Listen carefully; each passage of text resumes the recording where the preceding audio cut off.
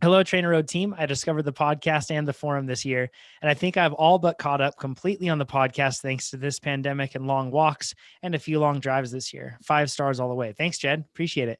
And thanks for listening, especially to all those episodes. I hope it's given you tons of information and helped you make you faster. He says, I've read The Endurance Diet by Matt Fitzgerald, a book that we've talked about pretty regularly and recommended. He says, and several other books, but I still can't seem to find something that works to get me where I want.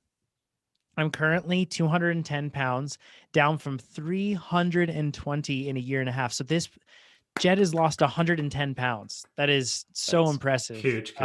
Good job. Yeah. Yeah, that's amazing. Jed says, I want to be below 200 pounds. Most of all that weight was lost off the bike following a keto diet and fasting. But when I started cycling more seriously, I realized the need for carbs really quick, and have since started eating more carbs daily from Whole Foods and keeping the simple sugars to the bike and hitting that 60 to 90 grams per hour during the workouts. My current FTP is about 330, up from 275 since starting in August. And I think 350 is very achievable by this summer. I'm struggling with the weight loss and have stalled out entirely here since I have started hitting those carbs a lot harder. My RPE and recovery is a lot better with the carbs, but my weight is not moving. How should I make the cuts in order to drop that 10 to 15 pounds and not kill my FTP? It's so tempting to just not eat on the bike, but I know that is probably not the best option. But with the weight loss goals, is taking in the 90 grams per hour conducive to the weight loss goal? Currently just starting back to sweet spot based mid volume with all 5 days in a row, leaving my weekends open for some fun rides as the weather allows. So Jed, kudos, first of all. It was super impressive. Jesse Fortson, who was actually in the planning meeting for this podcast, as he usually is, one of our great copywriters and also one of the guests on our Successful Athletes podcast, shared a lot of his thoughts on this because he was in a similar situation in the sense that he lost a lot of weight, and he finds himself in the same situation as you in the sense that he feels like he has those, and I can say this in quotes, the last few pounds. And that's a really common thing for even somebody that you may look at and you may think, oh, wow, that person's really, really skinny, really fit. That last few pounds thing is common across the board for a lot of people. But first things first, I just want to once again say, well done. That sort of sacrifice and hard work is not known by many people in this world, a very small percentage to be able to do what you've done. And I want to clarify something on the weight loss stance because like listening back to a lot of like the discussions that we've had, I want to make it clear that we don't, if you want to lose weight to put yourself in a more healthy position in life, that is awesome. And that is something that you should pursue. And we want to support you in that. Like that's fantastic. On the other side of things, we get a lot of athletes that are like panicking about 2 to 3 extra pounds. And you can actually look at the cost of getting faster thing that we just posted on our Instagram this week, where we show the impact up Alpe d'Huez of losing 2 pounds versus adding 10 watts to your FTP. And it's not even remotely close. You add 10 watts to your FTP and you are so much faster up that climb than dropping 2 pounds. So there's that last couple pounds thing that a lot of athletes are sacrificing the quality of their workouts and sacrificing the quality of their life, even in their health, to try to lose those extra 2 pounds when it's really like it's not what they should be chasing. And it actually isn't health centric. It actually is driving you further away from health. So there's weight loss goals that drive you closer toward health. Then there's weight loss goals that drive you further away from health as well. So I just kind of wanted to like clarify our stance on that. Because we've been criticized, I've seen even on the forum of people saying like, you guys are like against weight loss and you're trying to make everybody fat with making them eat all these carbs. And that's not the goal. Our goal is to make you healthier athletes that also can perform better. You're getting faster. That's the focus. So with that said, Jesse mentioned that the mental component of losing these last few pounds is extremely tough. You've done all this work. In some sense, it's kind of like a school's out for summer vibe, and how hard it is on that last day of summer to be productive, right? Or last day of school to be productive before summer. But then there's also the side of things where those last few pounds in many cases to lose have to be done in a different way than what you've done. It's really tricky, and it's tough to be able to go after that. But I think maybe the best spot to start is to analyze your own motives in why you want to lose those last few pounds. We kind of came up with some reasons for this. Ivy, do you want to jump in on the first one? And because this one's kind of complex, this can be both. Oh, we lost Alex. Hopefully he comes back here soon. But Ivy, do you want to jump in and kind of explain on one of the points that we brought up as far as a motive for those last few pounds? Yeah, totally. Yeah, understanding the motive of why Jed wants to lose these last few pounds is important, because one of them might be appearance. And, in terms of body positivity, it's important to not discredit when folks are motivated to look a way that makes them feel good. There's totally merit in wanting to look and feel a way that makes you feel good about yourself. That's totally a good thing. But the way in which it's harmful is if, for appearance, if you're trying to lose those last few pounds because you have this ideal image of what a cyclist should look like. And that's where it can be harmful, especially when you're potentially, hurting your performance in order to get there because you think that an ideal cyclist looks this way. And that's one of the things that's so cool about cycling, is that we're all different shapes and sizes. And, there are really successful elite athletes that look super different, even in terms of body fat percentage. So Jed, it's okay to want to just look a way that makes you feel good. But just make sure that you're not sacrificing anything in terms of your health in order to get there. Yeah, and that kind of ties into basing it on other people. That can be really tricky, right? And if you look in any field of cycling, there's a wide range of body types at the absolute tip of the spear of the sport.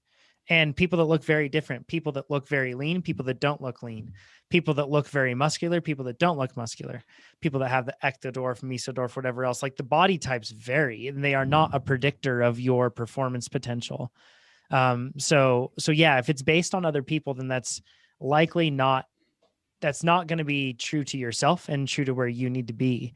Another one too is a past weight benchmark. Pete, you and I have talked about this before, where it's well, I remember that one year when I weighed, I didn't weigh much at all. And yeah, I was climbing great that year. But as years progress, you change as a person. That can be really tough, right? Yeah, I've weighed a lot of different weights in my career and in my history, and I've been relatively successful at all of them, but my strengths and weaknesses are different. And I think aligning your goals with what you can do rather than what you should weigh is much more important. And that's I've had the same problem where I've had a specific number in mind that I think is going to be very beneficial, and you kind of lock in and fixate. And if your body is much better at telling you how much you should weigh, if you're eating in a healthy way and fueling and doing the work as prescribed, your body will kind of reach a homeostasis that is probably more beneficial and has greater longevity in the season and in the sport and in your life.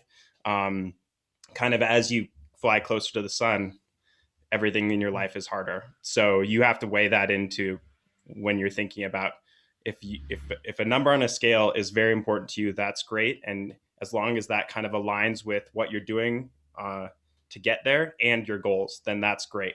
But if it just sort of floats in the ethos because that's what you think should be, then you have to kind of go back and make sure that the things you're doing are getting you there, and that they align with what you should be doing and what your body is kind of capable of doing, which is really hard. And it almost helps to have someone else there with you to talk about it, especially someone or multiple people, right? That have are probably experienced in that realm, because it's really easy to put your blinders on and just make decisions for yourself. I think we all know that one.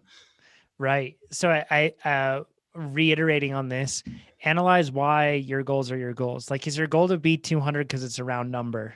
That's a really common thing. We set a number and we push for that number.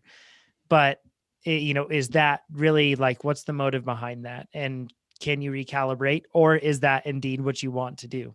It all depends.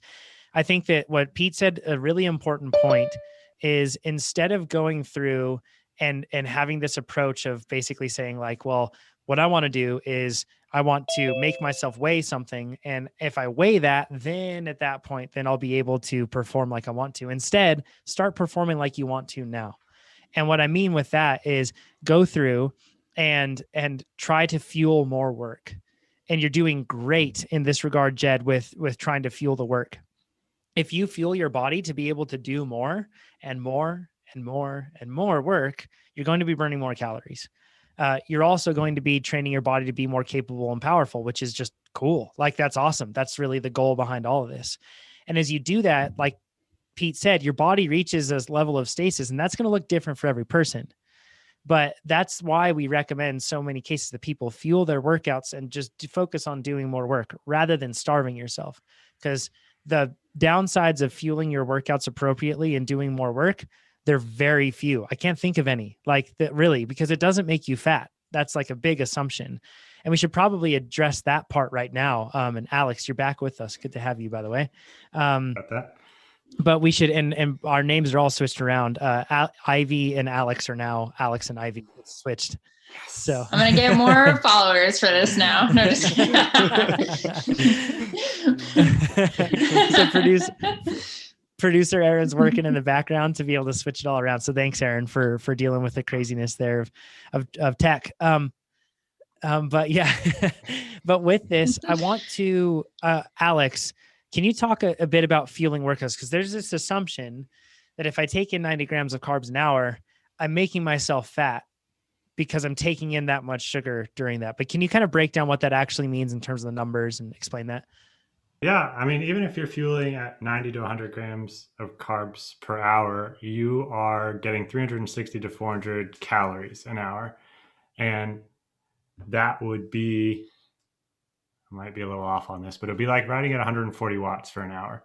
You would be fueling at 100%. So for, I'd say 90% of the workouts, you'll be not being able to fully top yourself up. So you will always come out of that workout in a calorie deficit. So thinking that fueling the work will make you fat is almost impossible, because you'll be burning more than you're taking in, even at that maximum intake. So I think that misconception just comes from, I think, the fact that it's just sugars and carbs. And I think society has this negative thing around both carbs and sugar. But if you use it for what its purpose is and take it in on the bike, that's the best time you can take it in.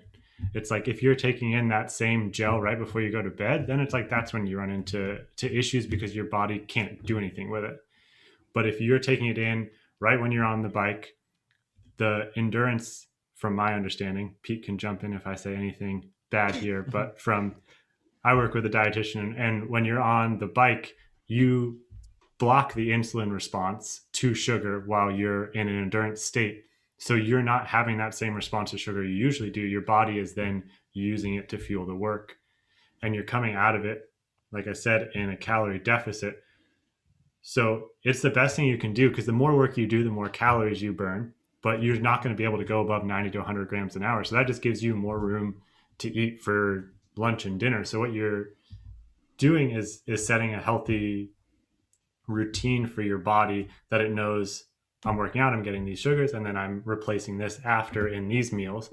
And honestly, the reason that I love having KJs up on my screen is it's like a high score. It's like, oh, sweet. Like now I get this and that. Like I think of all the foods that I can eat with that extra calories. And if I didn't ride, then I feel like I'd be so stressed about eating, in my mind, more so than in this situation. Like I struggle with it, right? Because we're telling people to fuel the work and we're getting back, like that's unhealthy. But I don't see it as unhealthy in any way. And specifically to Jed, I don't know if this was covered while I was gone, but he did all his weight loss off the bike. So that weight gain when he got on the bike, I would be 90% sure in saying that that's you gaining muscle, and that's probably why your weight came up. So just be aware of body composition. And again, to Jonathan's point, anybody who wants to have this weight loss journey, like more power to you. I never want to say that weight loss is bad, but I personally have fought with that like last 2 kilos, like sentiment.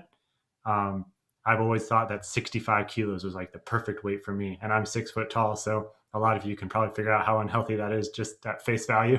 But this last year with COVID and everything, I didn't have any races. So I kind of just focused on the work. I didn't weigh myself. I just fueled the work and focused on having more power. And I ended up being 68 to 70 kilos.